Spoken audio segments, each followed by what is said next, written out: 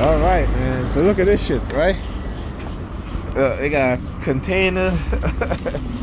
They put an empty container at the bus stop.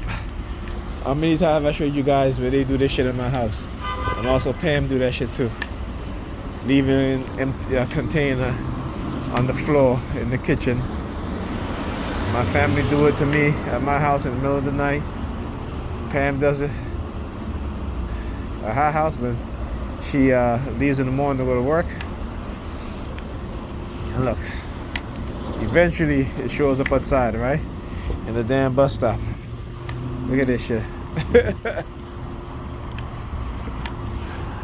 I'm telling you, man, you can't make this shit up. You cannot. And again, using the power of association, right? Neurolinguistic programming. Okay?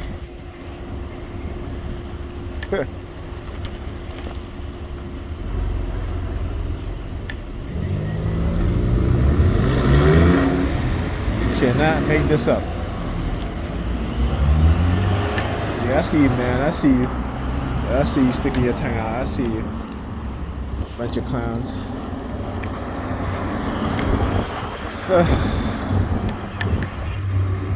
You know, bunch of clowns, man. You know, right? So yeah.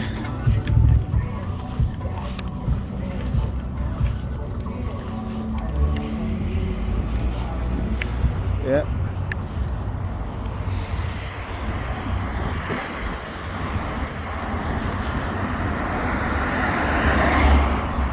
Yeah, so I was on the bus, and actually before the bus was coming, when I was at the bus stop previous, there was a black SUV.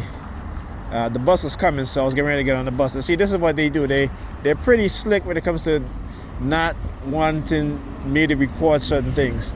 So as the bus was coming, right, I was getting ready to get the bus. I ended up putting my phone in my pocket, and there was a black SUV that pulled up right at the light, and it had the word victory as in the license plate, right? So the word victory was in the license plate. Behind that vehicle was another vehicle, was a car with a DC license plate. All right, a DC license plate. You hear the sirens? You hear the sirens? Yeah, whenever I start to call shit out and figure shit out, you know, that's what they'll do. Look, hold up. See, look. What's this? Ambulance? Look at this shit. Yeah. Yeah. Okay. So,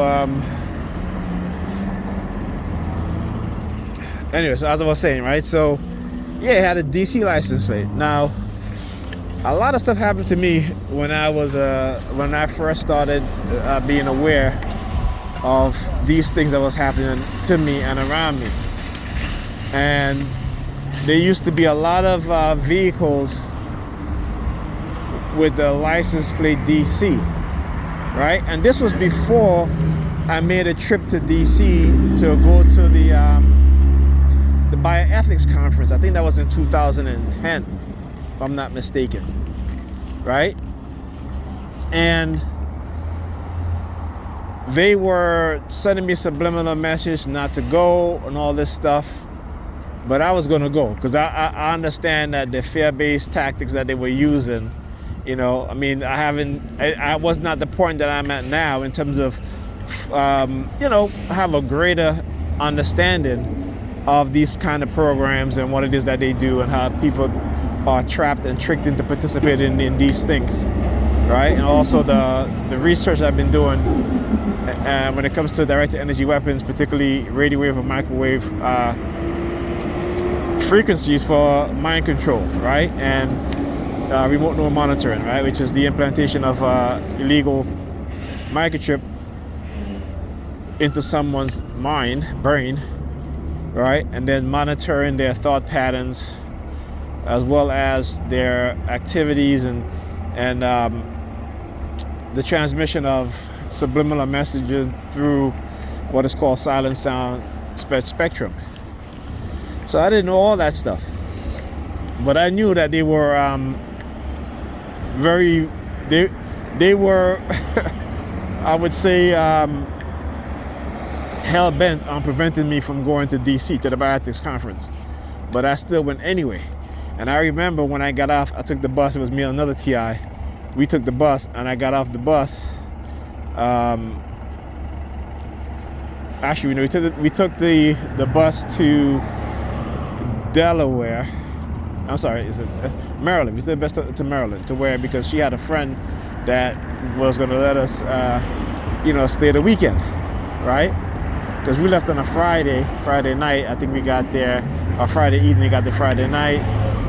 Was a Sunday. I think the bioethics conference was I can't even remember what day it was. But anyway, so the day we took the bus from Maryland to DC, I got off the bus, and there was a white guy in a suit standing there. He looked like, it looked like, I guess, if I was to describe him, would be like probably like an agent or something, like a CIA agent, And he was standing there, and he had this very mean look on his face, looking at me as I was walking by, and he tapped on his nose.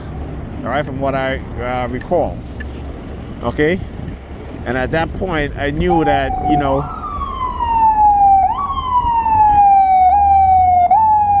Yeah, no, you got to make that noise. Another ambulance. Yeah, I know you got. You gotta make that noise. I know. One ambulance went that way, the other one come up this way. Right. So anyway.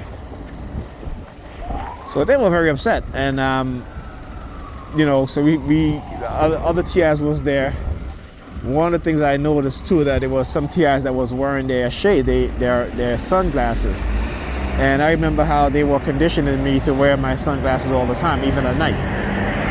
And I remember it was, it's a battle that you go through as a TI. It's a battle of the mind, and them sending you subliminal messages and stuff like that to try to tell you what to do, and it flies underneath the radar. Some of it is fear-based, right?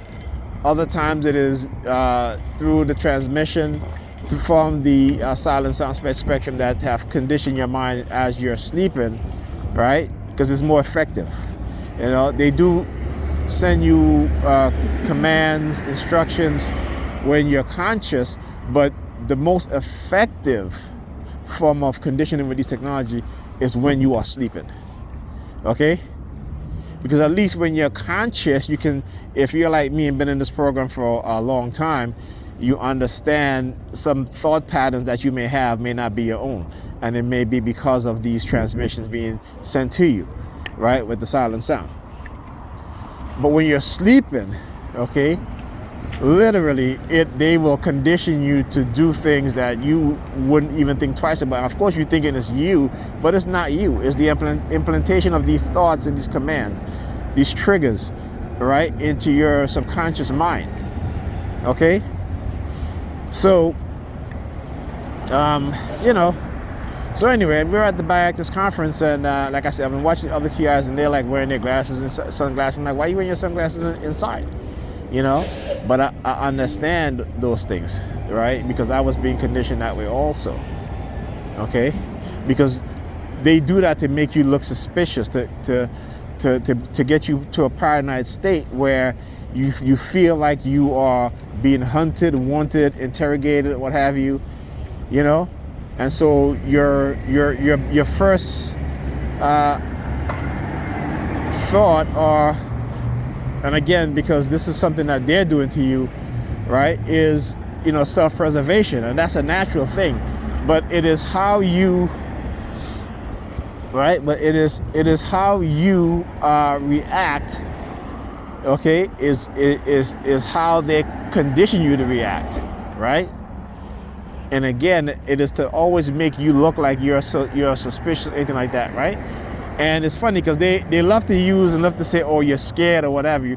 Well, when you're going through this program, anybody would be scared, particularly if you don't know about it, right? Particularly, and on top of that, particularly when they drug you, and they do drug you, okay? Because in order for this type of program to be most effective, they have to drug you, right? They have to. Okay, make no mistake about it, right? And they do that to soften up your mind. Okay, so there's a program, there's a video called Mind Control. It's about the MK Ultra program. They had a black guy who was in the army, and some documents were missing, and they questioned him, and he was like, you know, I didn't do it, what have you. And so they basically drug him with LSD, right? They drugged him with LSD, man, and really screwed up this guy, and then dismissed him from the army of having psychological issue. Okay, you know what I'm saying? Like, this government is wicked as they can be. They've been wicked in the past, and they continue to be wicked. Okay, but we as black people, we're too damn stupid, man. It's like, as much as I love as I love black people, I gotta admit, we're stupid. You know, we're a stupid set of people. You know what I'm saying? And again, that's no fault of our own. Okay, we've been thoroughly conditioned by white supremacy in all sorts of ways, particularly when it comes to self-hatred and the separation between man and woman and the breakup of our families.